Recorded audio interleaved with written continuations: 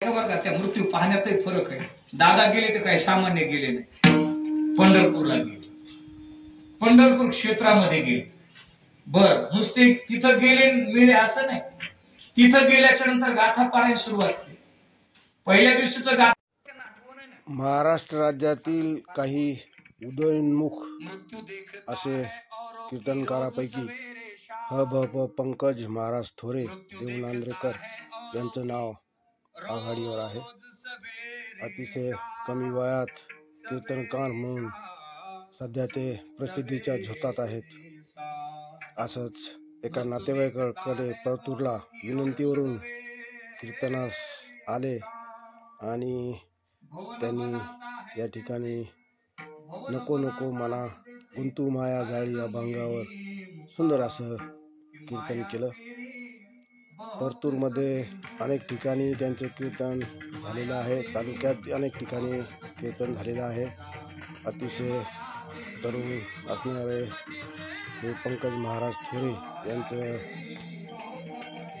कीर्तन आता महाराष्ट्र राज्याच्या अनेक भागामध्ये होत आहे.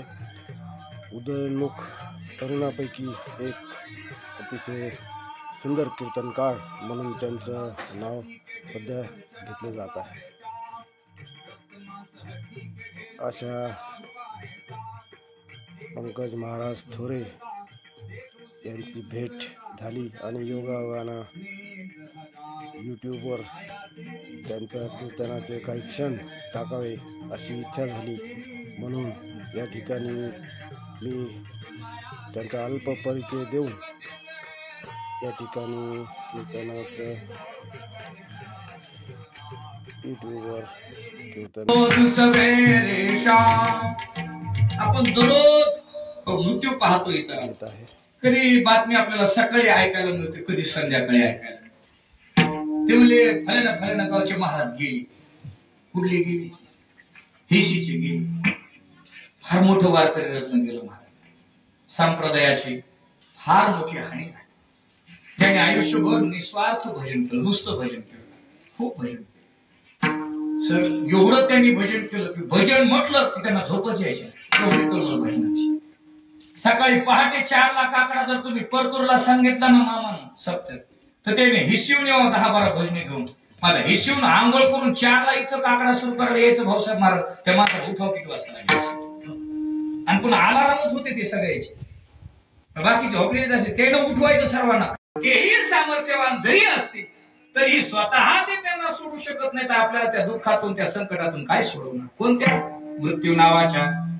याचं कारण आहे माणसं जाऊ द्या, जे वारले पंतप्रधान काही पदावर नसताना वारले, म्हणजे पंतप्रधान असताना कसं काय गेलं? मरण नाही येणार. म्हटले ते माझी होती म्हणून गेले. कोण? पंतप्रधान. चालू पंतप्रधान आपल्या देशातले मेले ना, जे पंतप्रधान होते असताना. म्हणून विचार लक्षात ठेवा बरं का, संतांचा विचार का महत्वाचा आहे आपल्या महाराष्ट्राकरता, देशाकरता, जगाकरता. कारण एक लक्षात ठेवा, तो इतिहास आहे. आतापर्यंत महाराष्ट्राचा पंतप्रधान झाला नाही. काय झाला नाही? महाराष्ट्राला पंतप्रधान नाही, पण महाराष्ट्र संतप्रधान हे ध्यानात ठेवा. आणि म्हणून या संतांचा विचार फार महत्वाचा आहे. काय? सोडविना राजा देशीचा चौधरी, अनेक सोयरी भली भली. मोठी मोठी सोयरी मंडळी काही कामाची नाही महाराज. कुठं? या शेवटच्या काळाला मी तुम्हाला प्रमाण सांगून घेऊ. तेथे नचली काय, त्यावेळेला कोणाचंच काही चालणार नाही. बरं हे सगळं सांगून काय उपयोग होतो का? नाही. महाराज म्हटले बऱ्याच जणांना सगळं सांगितलं. आदरणीय आमची वैद्य सर या ठिकाणी उपस्थित आहेत. त्यांचा दररोज नित्य क्रमानं पाठ चालू, सर्वांना समजावून सांगतात. आणि त्यांचं फार मोठं हृदय महाराज. आम्ही सांगतो म्हणजे जे ऐकलंय ते आम्ही आमचं सांगतो. ते ऐकूनही घेतात, सांगतात आणि पडलेले प्रश्न शंकेचं समाधान करतात. शांत जागेवर बसून करतात. आमचे महाराज कीर्तन झाले की लगेच. आम्हाला ते शक्य नाही, पण गुरु सर ते या ठिकाणी करतात. तात्पर्य लक्षात ठेवा, ते संतांनी फार मोठं कार्य केलं. लक्ष 84ची करा सोडव. पण ऐका, या ठिकाणी जन्माला येणं आणि मरण हे काय नवीन. उपजल्या पिंडा जो पिंड उपजला म्हणजे जन्माला आला त्याला मरावं लागतं। याचं कारण आहे साधू संत पूर्व सुरीने महात्म्याने फार गोड वचन दिली आहे। त्यांनी सांगितलं या लोकांचं नावच मरत लोक आहे। कोणता लोक आहे? मरते लोक आहे, मृत्यू लोक आहे, मरका लोक आहे। इथं जन्माला आलं त्याला मरावं लागतं। मरण सोबतच घेऊन येणार, मरणाची शिदोरी त्याच्या सोबतच आहे, गाठोड त्याच्या सोबतच आहे। मग ऐका महाराज, सोबतच मरण जर आपण घेऊन आलो, जसं माणसाचे जोपर्यंत शरीर तोपर्यंत काय असते? सावली सावली असते की वेळेनुसार ते बदलत जाते। कोण कोण? सावली म्हणजे दिशा बदलते। लक्षात, जुन्या माणसाला लक्षात घे, माणसा ऊन पड डोक्यावर पड ऊन माणसाची सावली कोण पड जाते? पाय बरोबर। सावली जरी बदलत असेल पण सावली सोडून राहील का? मी नाही म्हणजे मी आलो सावली घरी ठेवली आज झालं। म्हणजे जसं सावली सोबत आहे तसं मरण प्रत्येकाच्या सोबत आहे।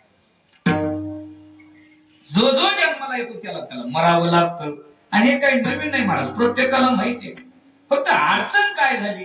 अडचण एकच झाली, आपण जन्माला आलो त्याच्या आनंदामध्ये एवढे नाहून गेलो की आपल्याला मरायचं ध्यानातच नाही। कोणाला ध्यानात नाही? कोणाला ध्यानात नाही मरायचंय? हो, महाराजाला ध्यानात नाही की मरणाची कार्य नाही। बस का रे? महाराजांनी प्रश्न केला, का रे मरणाची आठवण का नाही? हो, याला दुसरे प्रमाण फार समर्पक आहे। माणसं विसरले काय? विसरली मरण